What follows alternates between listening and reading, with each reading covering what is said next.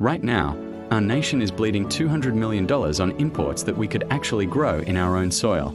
What if I told you the secret to stopping this financial drain is hidden in the trash piles of groundnut farms? We are turning discarded shells into industrial gold and replacing expensive foreign fuels forever.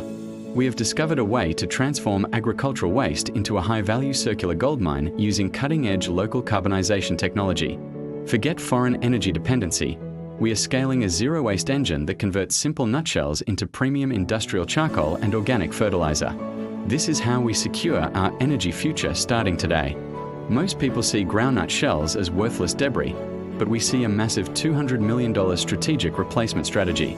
By unlocking the power of agricultural residue, we are slashing the national import bill and fueling a local industrial revolution. Watch how we turn everyday farm waste into a high-value resource that powers the nation. Like, subscribe, share, and visit www.fortisinvicta.com to learn more.